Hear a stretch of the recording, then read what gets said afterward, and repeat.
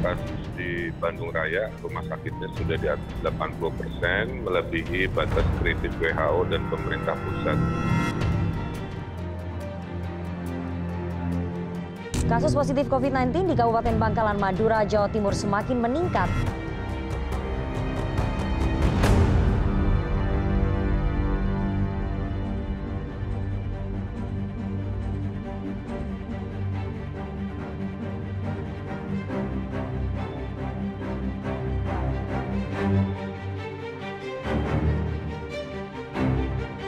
Lonjakan kasus positif di Kudus sampai membuat fasilitas kesehatan kewalahan.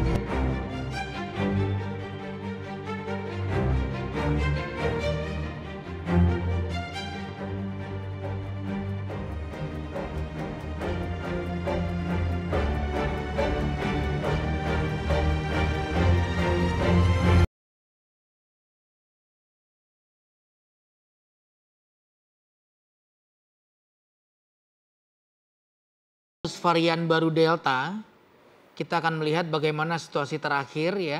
Kita dengar cerita dari Kudus, ada Dr. Ahmad Saifuddin di Rumah Sakit Islam Kudus. Assalamualaikum dok.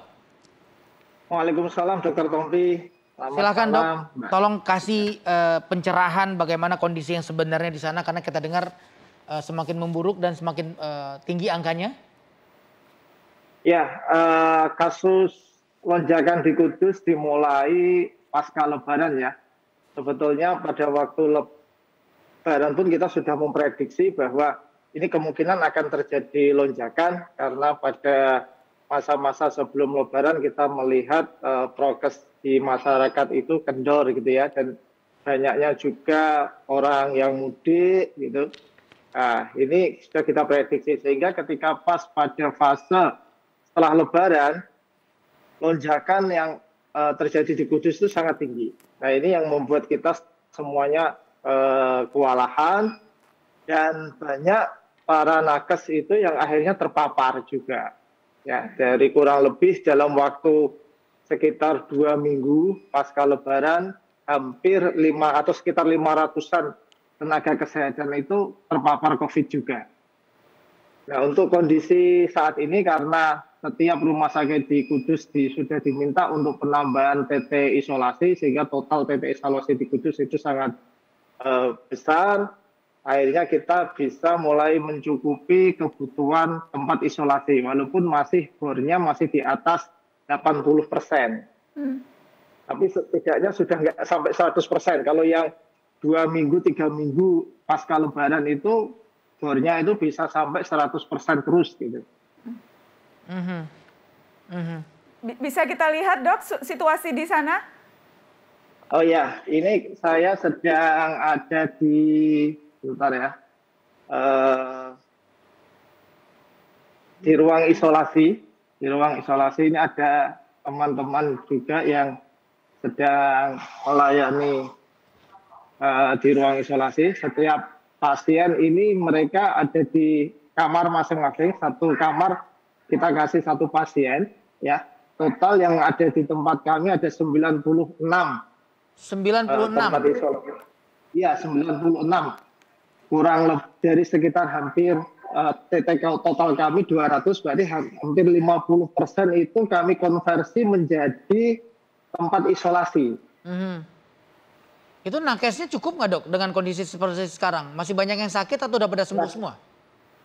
Nakesnya sebetulnya nggak cukup, tapi kami mencoba untuk membuka relawan ya dan rekrutmen. Kalau posisi sekarang nakesnya sudah 90% sudah sembuh karena terpaparnya pada minggu pertama sampai minggu kedua pasca Lebaran itu. Rata-rata udah vaksin semua dok? Sudah vaksin komplit semua rata-rata. Dan masih bisa kena ya dok ya? Iya, dan masih bisa kena karena memang lonjakan yang begitu tinggi ya, sehingga teman-teman nakes itu begitu kelelahan. Kita merasakan sendiri harus ngatur sampai jam 12 malam masih antrian, bahkan dulu pada fase-fase awal itu pasien sampai 1-2 hari mereka harus menunggu di IGD untuk mendapatkan kamar. Tapi untuk saat ini rata-rata sekitar 8 jam mereka sudah bisa masuk ke kamar. Anda juga sempat sakit saya dengar dok ya? Iya, saya sempat terpapar ya minggu pertama pasca Lebaran ya, atau mendekati minggu kedua saya terpapar, sempat dirawat 6 hari di rumah sakit, terus melanjutkan isolasi di rumah. Oh gitu. Dan sekarang udah bertugas lagi. Ya, sekarang sudah mulai bertugas kembali. Sejak minggu lalu sudah mulai bertugas. Keluarga tapi aman dok ya, sehat ya? Keluarga akhirnya juga terpapar. Semuanya positif satu rumah. Waduh. Dan apakah itu yang varian Delta yang sempat waktu itu juga disebutkan pertama ditemukan di Kudus, dok? Iya, waktu itu kita juga mencurigai kenapa kok Kudus ini lonjakannya begitu tinggi ya. Kita waktu itu sudah menyampaikan bahwa kemungkinan ini ada varian baru, sehingga kami meminta ke pemerintah ya, sempat juga sama minta ke Pak Menkes itu untuk apakah bisa dilakukan whole genome sequencing. Akhirnya dilakukan whole genome sequencing dan ketemu 80% lebih varian Delta yang ada di Kudus. Dan memang spesifik soal varian Delta itu mutasinya lebih cepat, tingkat penularannya lebih tinggi, penyebarannya juga lebih mudah, seperti itu ya dok? Iya, betul. Betul sekali. Itulah yang kami mengatakan kok para nakes ini juga semuanya bisa terpapar gitu. Padahal kita sudah pakai prokes ya, yang kuat dalam merawat, tapi memang rata-rata pasien segitu banyaknya sehingga kita kelelahan. Ya, imunnya jadi drop ya dok. Ya. Iya, imunnya jadi drop. Jebol juga akhirnya pertahanan kita. Baik. Iya dok, mudah-mudahan kondisi semakin kondusif ya. Dan support dari relawan yang tadi Anda ceritakan bisa berarti untuk membantu kekurangan tenaga di sana ya. Iya, dan Dokter Tompi tadi kita ada beberapa dokter, kita akan sapa ya dok, teman-teman sejawat Anda yang malam ini sudah take over Mata Najwa. Tadi ada di Rumah Sakit UI Depok, kemudian juga ada di Kudus, Dr. Ahmad Saifuddin, ada Dr. Irandi Putra Pratomo, dan Dr. Corona Rintawan. Terima kasih banyak sudah take over Mata Najwa malam ini. Silakan Dr. Irandi, apa yang ingin disampaikan dok? Saya dapat berita baik dari Pemkot Depok. Begitu menonton tayangan ini, saya mendapat kabar akan menambah bed ICU. Alhamdulillah itu berita baik. Cuman kita ingat dulu ya, dengan melihat tadi kita di RS Universitas Indonesia dengan keterbatasan jumlah tenaga medis dan juga fasilitas lain dari bed ICU, mungkin kita harus ngerti juga bahwa yang dimaksud dengan unit ICU adalah tidak hanya bednya, tapi juga tenaga kesehatannya, fasilitas pendukungnya, dan semua yang terkait, tidak hanya bednya. Bukannya saya ngelunjak, tapi kalau bednya ada, tapi yang ngurus pasiennya tidak ada, buat apa? Begitu, terima kasih. Betul dok. Jadi kalau bicara rumah sakit itu tentunya bukan hanya fisiknya ya Dokter Tompi, tetapi juga seluruh rangkaian dokternya, perawatnya, bahkan kemudian cleaning service-nya juga, karena ada banyak sekali hal yang tercakup kalau kita bicara perawatan rumah sakit. Dok, saya ingin ke Dokter Corona dan juga Dokter Ahmad Saifuddin, dok. Mbak Nana. Yes, dok. Silakan dok. Iya, sebetulnya salah satu tadi ditanyakan juga ke Dokter Corona bagaimana ketersediaan obat ya. Untuk COVID sendiri kita tidak hanya obat, tapi juga butuh oksigen. Nah ini yang perlu kita perhatikan semua dengan lonjakan yang tinggi, penggunaan alat-alat yang memang membutuhkan resource oksigen yang cukup besar. Maka ini harus menjadi concern bersama, concern pemerintah ya. Bagaimana mencukupi kebutuhan oksigen. Ya. Sudah mulai kurang dok pasokan oksigen di Rumah Sakit Kudus dok? Ya mulai tipis-tipis ini kita kadang cukup deg-degan juga untuk menunggu pengisian oksigen ya. Oh ya tadi saya lupa nambahin Mbak Nana, saya pengen tahu banget sebenarnya jumlah kasus anak di Kudus gimana dok? Untuk jumlah kasus anak belum banyak dilaporkan, tapi untuk mereka yang usia muda 30-40 tahun ini cukup banyak. Oke. Jadi itu juga satu hal yang harus jadi concern bersama ya, karena kalau dari data Dr. Tompi tadi kan jumlah kasus anak di Indonesia itu paling tinggi di dunia. Iya, tertinggi katanya. Tertinggi di dunia. Oke, jadi oksigen menipis itu bikin deg-degan ya, Dok? Iya, bikin deg-degan Mbak Nana. Iya, karena oksigen itu tentunya salah satu yang paling penting. Dokter Corona, saya tahu banyak tenaga nakes yang walaupun sudah berjibaku sedemikian keras, tapi tetap saja dituding macam-macam. Dituding ambil untung, dituding mengcovidkan pasien. Padahal yang menjadi korban itu yang paling pertama tentunya teman-teman nakes, begitu teman-temannya Dokter Tompi. Jadi masih ada rasa sakit hati, sebel, kesel, atau ya sudahlah biarkan Dok, di tengah berbagai stigma yang muncul ini ke arah nakes. Ada komentar, Dok? Dokter Corona? Boleh saya? Boleh, silakan. Nanti saya minta tiga-tiganya menanggapi. Dokter Irandi dulu, boleh silakan. Dan nanti saya minta Dokter Corona dan Dokter Asep. Ahmad Saifuddin. Ya, secara umum ya, saya sudah memperlihatkan yang ada di sini seperti apa keadaannya dengan COVID.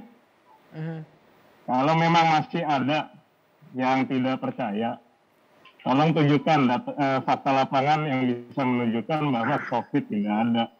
Itu saja. Sebab kita butuh sesuatu yang konkret, sesuatu yang nyata, sesuatu yang bisa dibuktikan. Ya. Sudah kita saksikan buktinya di sini. Anda punya apa? Gitu. Terima kasih.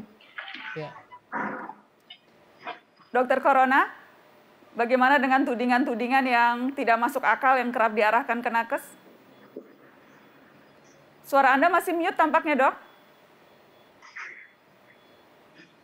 Ya, untuk tudingan atau stigma ya, itu memang terkadang bikin benci enggak ya, tapi kadang kesal juga. Karena kita kadang sudah terakhir ini memang nggak ada waktu untuk mikirin itu.